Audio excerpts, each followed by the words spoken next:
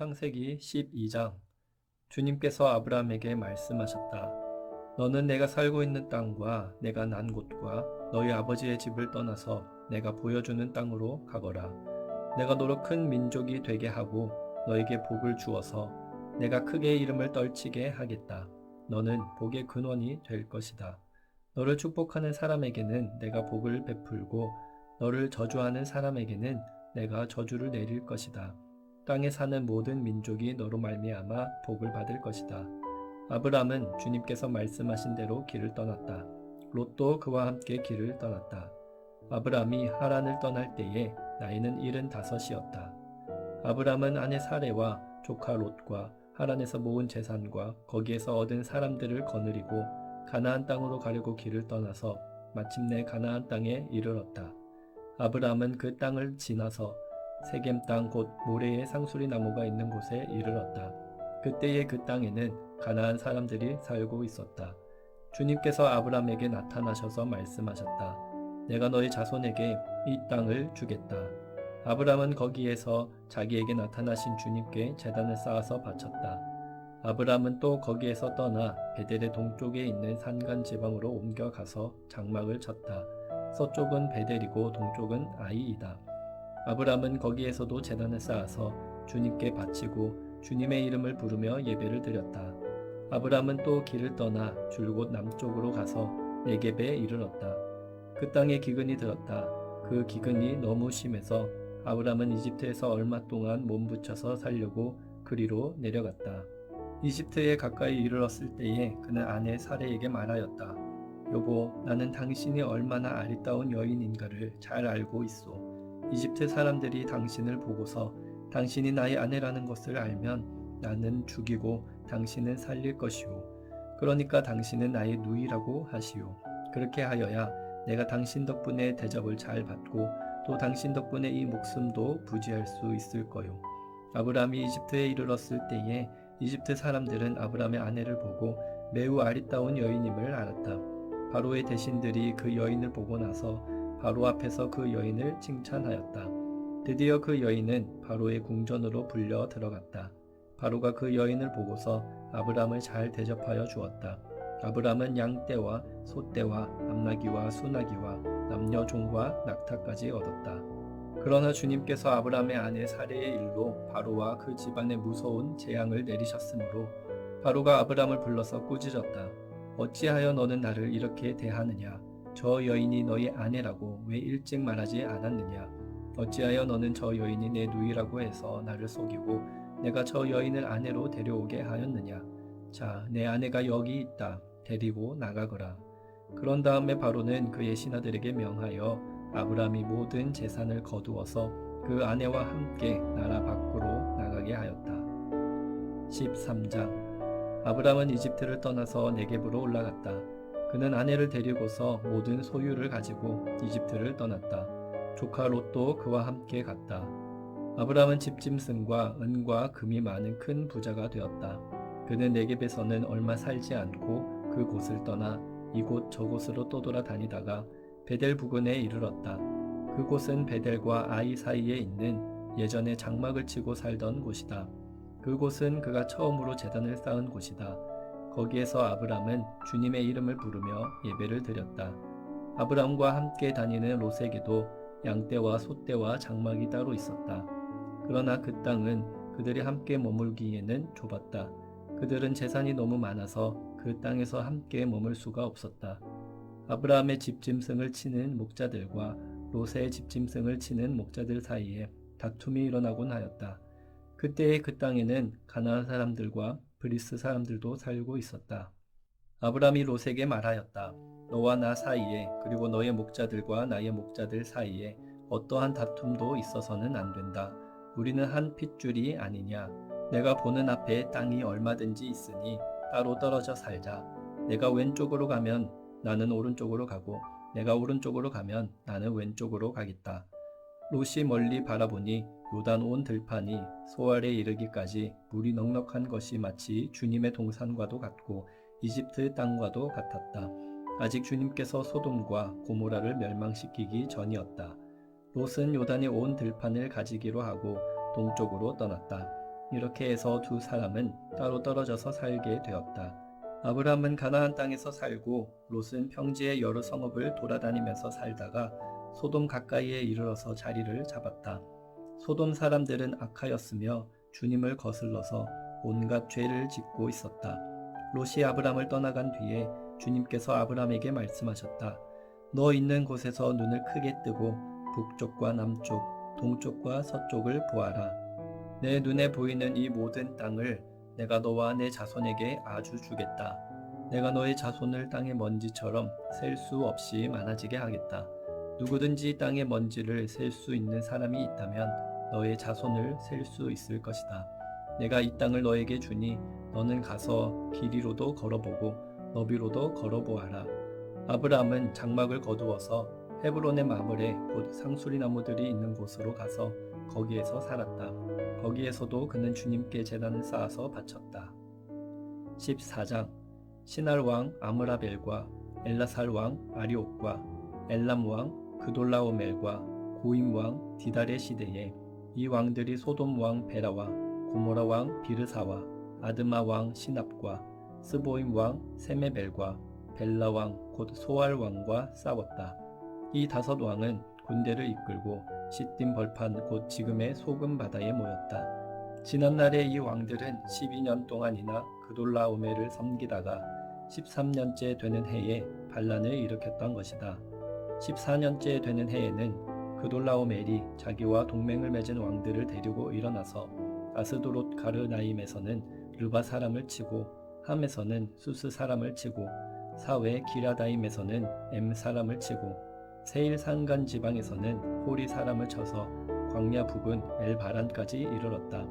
그리고는 쳐들어오는 왕들은 방향을 바꿔서 엔미스밧 곧 가데스로 가서 아말렉 족의 온 들판과 하사손다말에 사는 아모리족까지 쳤다. 그래서 소돔 왕과 고모라 왕과 아드마 왕과 스보임 왕과 벨라 왕 곧 소알 왕이 시딤 벌판으로 출전하여 쳐들어온 왕들과 맞서서 싸웠다. 이 다섯 왕은 엘람 왕 그돌라오멜과 고임 왕 디달과 시날 왕 아므라벨과 엘라살 왕 아리옥 이 네 왕을 맞아서 싸웠다. 시딤 벌판은 온통 역청 수렁으로 가득 찼는데 소돔 왕이 고모라 왕이 달아날 때에 그들의 군인들 가운데서 일부는 그런 수렁에 빠지고 나머지는 산간 지방으로 달아났다. 그래서 쳐들어온 네 왕은 소돔과 고모라에 있는 모든 재물과 먹거리를 빼앗았다. 아브라함의 조카 롯도 소돔에 살고 있었는데 그들은 롯까지 사로잡아 가고 그의 재산까지 빼앗았다. 거기에서 도망쳐 나온 사람 하나가 히브리 사람 아브람에게 와서 이 사실을 알렸다. 그때의 아브람은 노리 사람 마므레의 땅 상수리 나무들이 있는 곳에서 살고 있었다. 마므레는 에스골과는 형제 사이이고 아넬과도 형제 사이이다. 이들은 아브람과 동맹을 맺은 사람들이다. 아브람은 자기 조카가 사로잡혀 갔다는 말을 듣고 집에서 나아 훈련시킨 사병 318명을 데리고 단까지 쫓아갔다. 그날 밤에 그는 자기의 사병들을 몇 회로 나누어서 공격하게 하였다. 그는 적들을 쳐 부수고 다마스쿠스 북쪽 호바까지 뒤쫓았다. 그는 모든 재물을 되찾고 그의 조카 롯과 롯의 재산도 되찾았으며 부녀자들과 다른 사람들까지 되찾았다. 아브람이 그돌라오멜과 그의 동맹을 맺은 왕들을 쳐 부수고 돌아온 뒤에 소돔 왕이 아브람을 맞아서 사회 벌판 곧 왕의 벌판으로 나왔다. 그때에 살렘 왕 멜기세덱은 빵과 포도주를 가지고 나왔다. 그는 가장 높으신 하나님의 제사장이다. 그는 아브람에게 복을 빌어 주었다. 천지의 주제 가장 높으신 하나님 아브람에게 복을 내려 주십시오. 아브람은 들으시오. 그대는 원수들을 그대의 손에 넘겨주신 가장 높으신 하나님을 찬양하시오. 아브람은 가지고 있는 모든 것에서 열의 하나를 멜기세덱에게 주었다. 소돔 왕이 아브람에게 말하였다. 사람들은 나에게 돌려주시고 물건은 그대가 가지시오.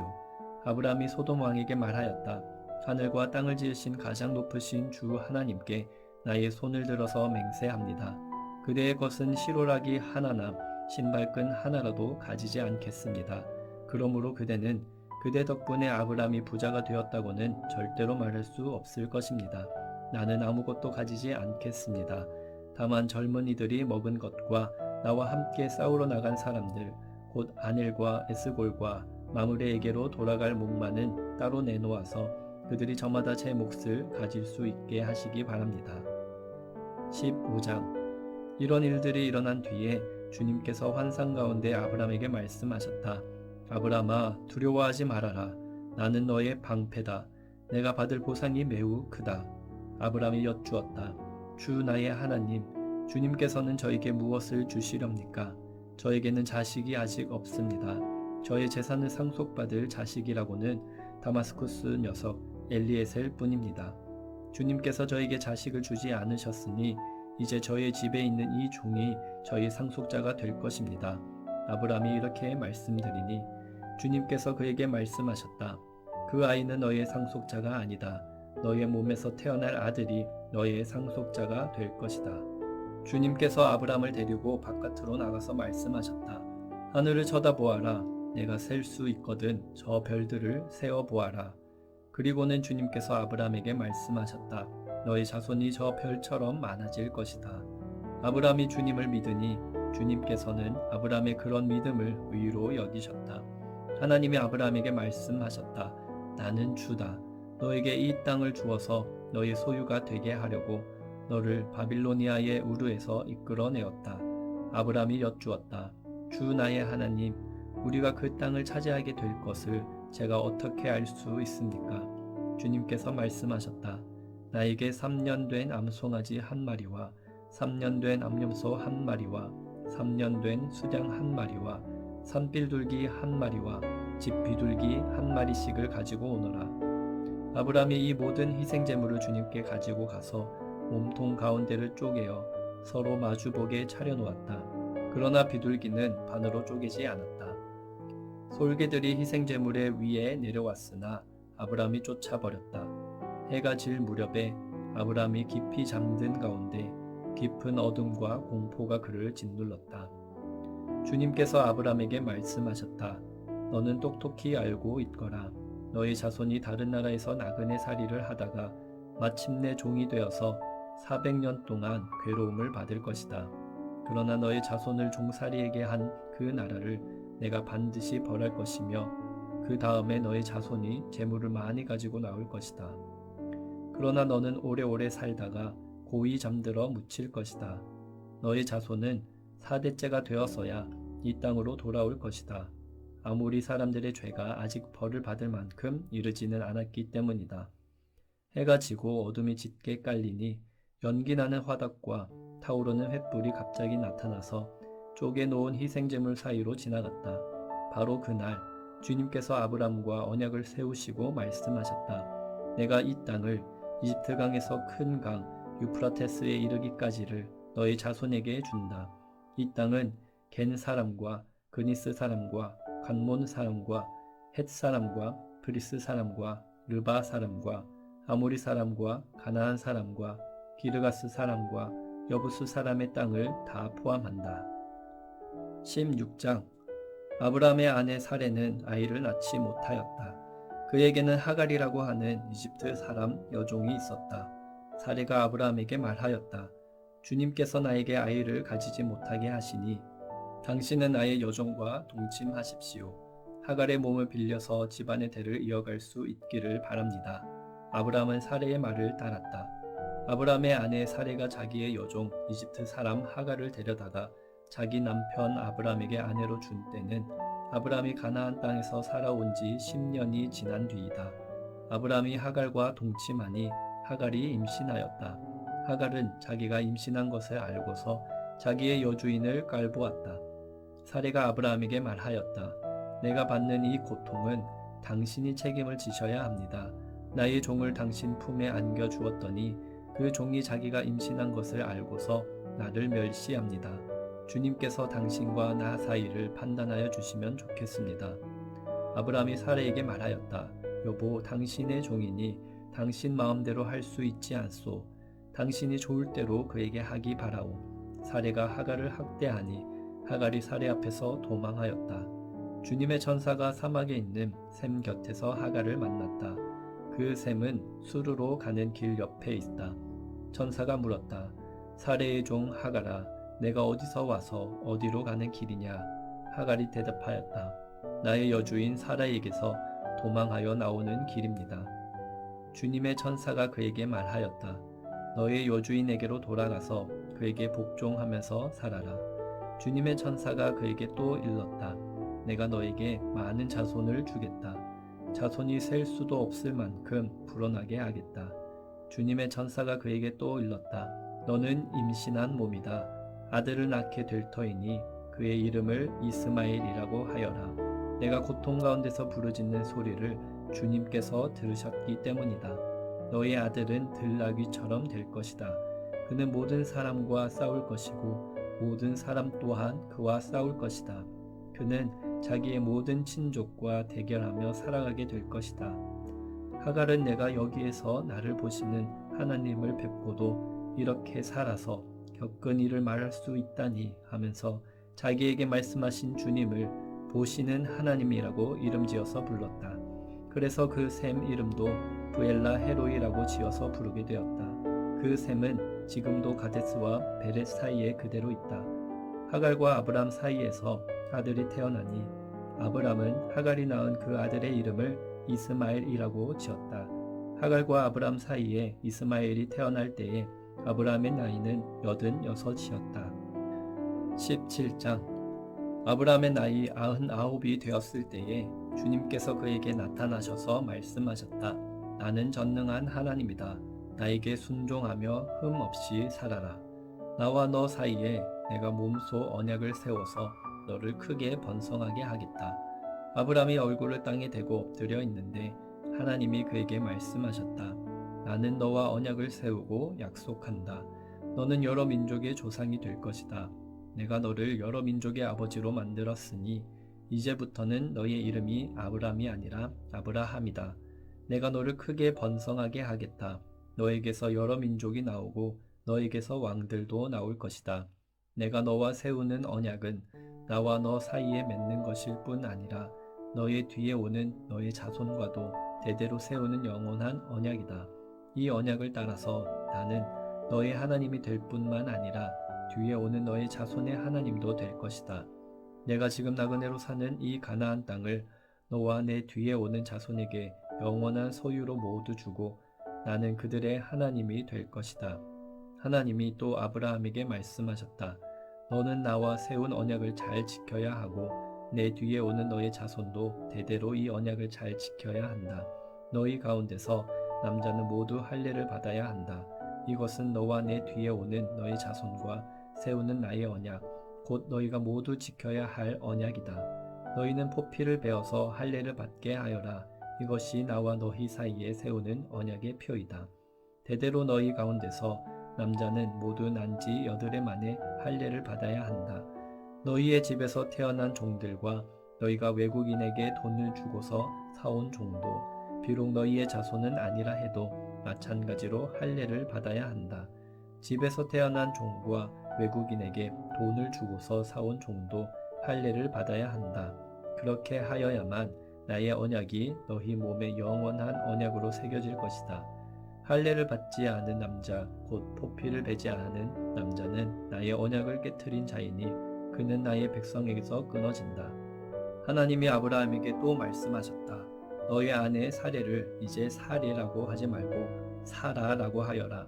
내가 그에게 복을 주어 너에게 아들을 낳아주게 하겠다. 내가 너의 아내에게 복을 주어서 여러 민족의 어머니가 되게 하고 백성들을 다스리는 왕들이 그에게서 나오게 하겠다. 아브라함은 얼굴을 땅에 대고 엎드려 웃으면서 혼잣말을 하였다. 나이 100살 된 남자가 아들을 낳는다고? 또 90살이나 되는 사라가 아이를 낳을 수 있을까? 아브라함은 하나님께 아뢰었다. 이스마엘이나 하나님께서 주시는 복을 받으면서 살기를 바랍니다. 하나님께서 말씀하셨다. 아니다. 너의 아내 사라가 너에게 아들을 낳아 줄 것이다.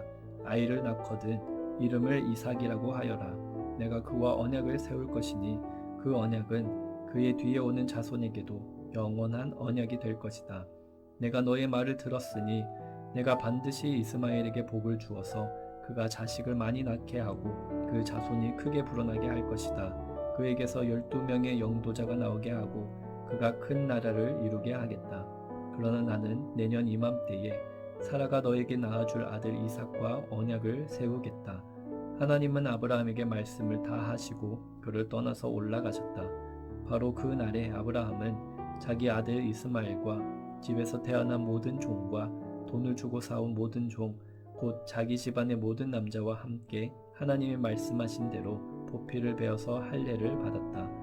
아브라함이 포피를 베어서 할례를 받은 것은 그의 나이 99살 때이고 그의 아들 이스마엘이 포피를 베어서 할례를 받은 것은 이스마엘의 나이 13살 때이다. 아브라함과 그의 아들 이스마엘은 같은 날에 할례를 받았다. 집에서 태어난 종과 외국인에게서 돈을 주고 사온 종과 아브라함 집안의 모든 남자가 아브라함과 함께 할례를 받았다. 18장 주님께서 마므레의 상수리 나무 곁에서 아브라함에게 나타나셨다. 한창 더운 대낮에 아브라함은 자기의 장막 어귀에 앉아 있었다. 아브라함이 고개를 들고 보니 웬 사람 셋이 자기의 맞은쪽에 서 있었다. 그는 그들을 보자 장막 어귀에서 달려나가서 그들을 맞이하며 땅에 엎드려서 절을 하였다. 아브라함이 말하였다. 손님들께서 저를 좋게 보시면 이 종의 곁을 그냥 지나가지 마시기 바랍니다. 물을 좀 가져오라고 하셔서 발을 씻으시고 이 나무 아래에서 쉬시기 바랍니다. 손님들께서 잡수실 것을 제가 조금 가져오겠습니다. 이렇게 이 종에게로 오셨으니 좀 잡수시고 기분이 상쾌해진 다음에 길을 떠나시기 바랍니다. 그들이 대답하였다. 좋습니다. 정 그렇게 하라고 하시면 사양하지 않겠습니다. 아브라함이 장막 안으로 뛰어 들어가서 사라에게 말하였다. 빨리 고운 밀가루 3스아를 가지고 와서 반죽을 하여 빵을 좀 구우시오.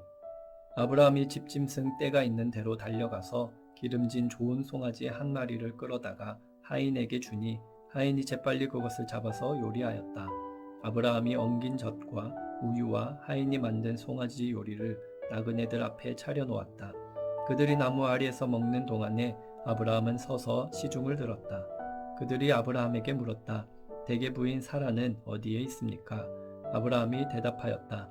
장막 안에 있습니다. 그때에 주님께서 말씀하셨다. 다음 해 이맘때에 내가 반드시 너를 다시 찾아오겠다. 그때에 너의 아내 사라에게 아들이 있을 것이다.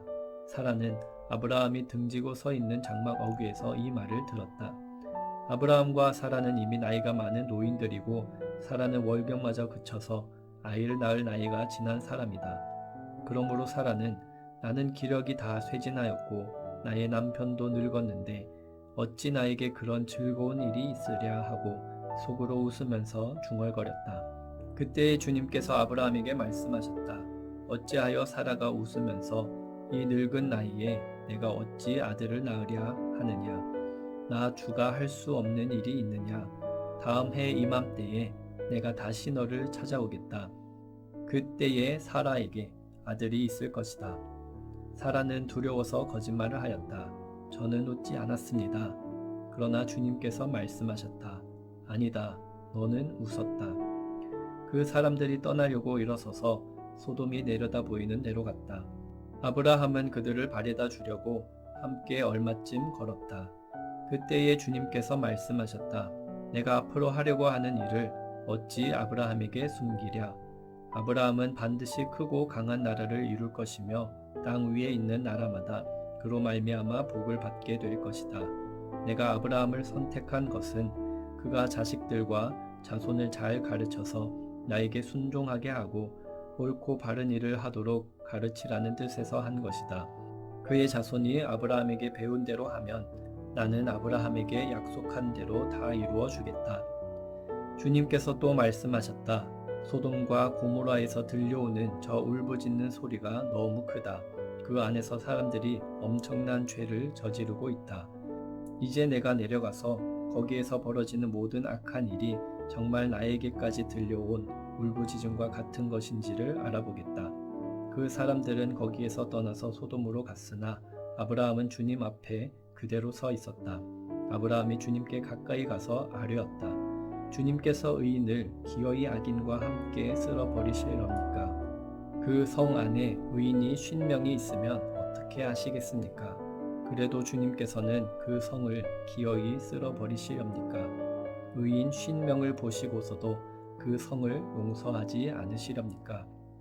그처럼 의인을 악인과 함께 죽게 하시는 것은 주님께서 하실 일이 아닙니다.